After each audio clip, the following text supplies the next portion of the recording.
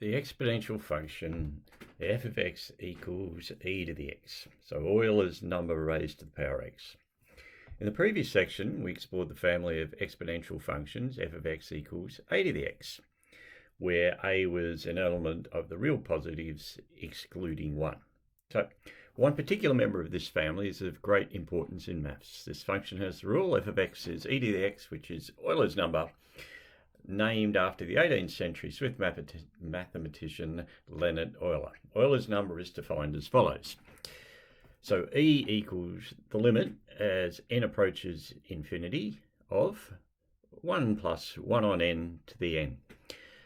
I suggest that you chuck n like being 1,000 into your calculator and see what you get. So to see what that value might actually be, we try a large number of values, use a calculator to evaluate 1 plus 1 on n to the n, and you can see it in the table on the right. So when you do it with n as 100, you get a value of 2.704, 1,000, 2.716, 10,000, 2.718, which is about the sort of accuracy that we want, 3 decimal places. And you can do a million and you can see that you can have it to 6 decimal places. Just like pi, it's an irrational number. So the function f of x is very important in maths, and as I said, the characteristic that it has that makes it unique is that the derivative f dash of x is always equal to the y value at that point. So that is, the derivative of e to the x is e to the x.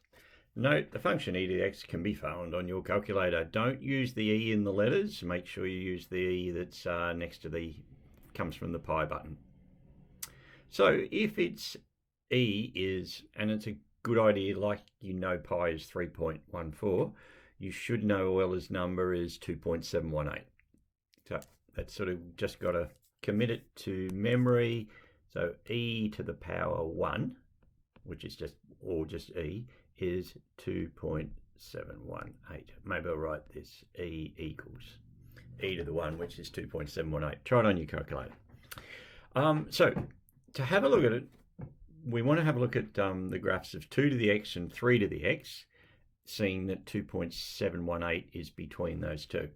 So again, if you look at the three graphs, the yellowy orange color, okay, is 2 to the x, goes through 0, 1, at -1, it's 1 on e, you can do the calculation there. The red graph is 3 to the x, and see how the steepness is. It's above the yellow graph for x values greater than 0 and below the yellow graph for x values less than 0. So sort of just starts flatter and ends up steeper. And of course, Euler's number, so e to the x, is in between those two. Right, sketch the graph of f of x equals e to the x plus 1 minus 2. So like always, put in a lovely axis, try to use your rulers, those little ones I hope you've got with you now. Draw in your original exponential graph, and at this point it doesn't matter, still got that exponential shape, and we'll just label that as y equals e to the x. We want to shift that graph to the right, so to the left. It's e to the x plus 1, so the translation is 1 unit to the left. So if I draw in a graph 1 unit to the left of this, so this is moving back here, I'll just come back like this, something like that.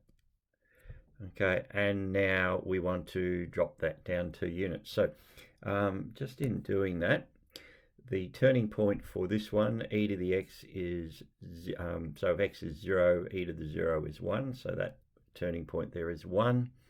If we just did this one, I've done in red, e to the x plus 1. So this turning point, if x is 0, just becomes e to the 1. So remembering that e to the 1, so it's 0e. E to the 1 is 2.718, sort of just to give you that idea. And especially when you draw in the third graph when you subtract 2. So if we subtract 2, the asymptote will drop down to, what colour? Black.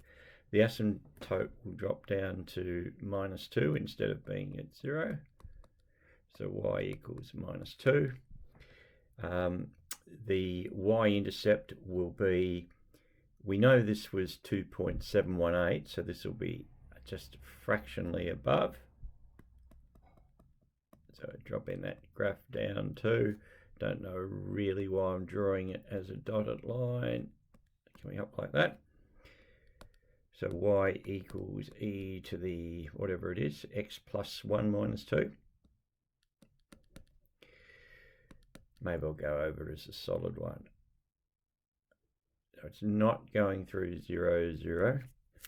Try that again, see if I can do that better than that.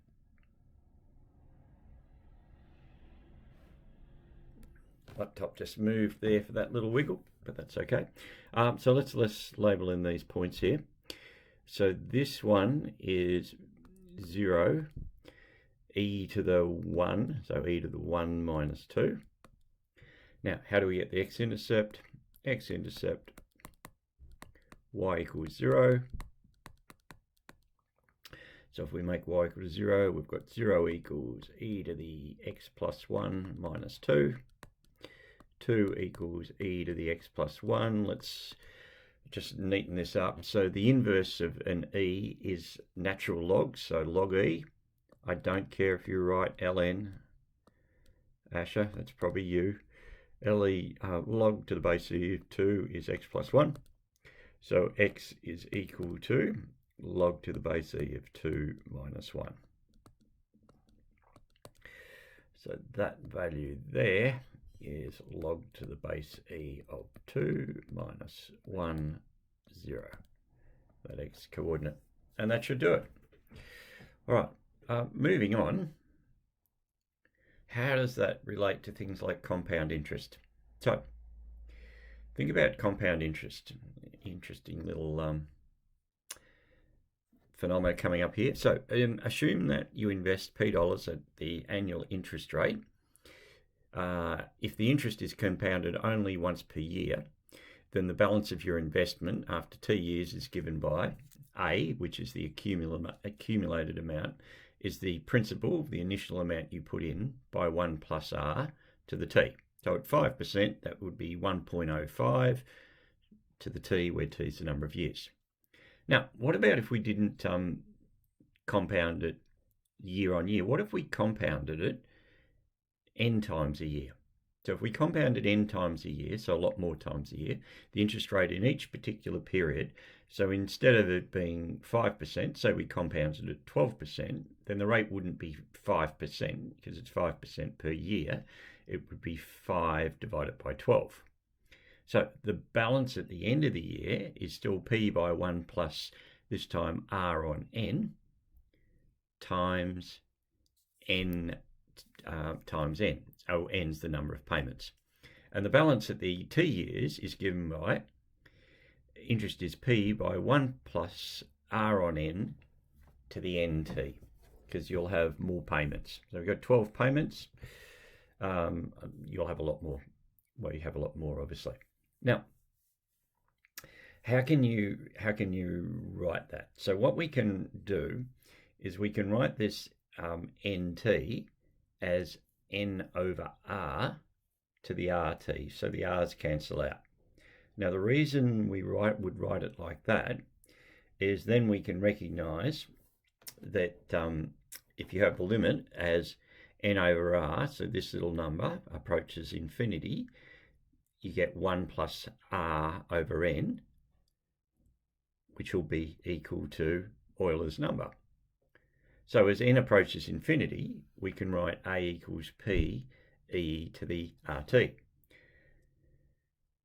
Example, if $1,000 is invested at 1 year at 5%, the resulting amount is $1,050.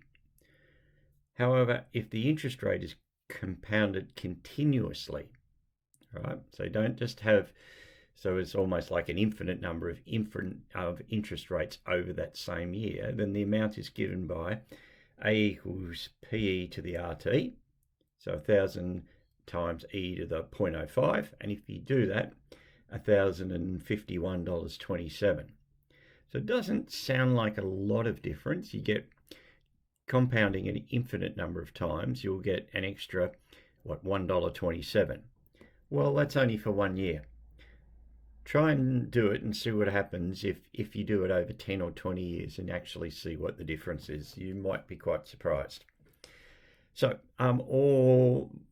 the main difference in this exercise is obviously you've got to plot things using Euler's number, and remember or note down somewhere that Euler's number is the limit as n approaches infinity of 1 plus 1 on n to the n. Enjoy and do your exercises.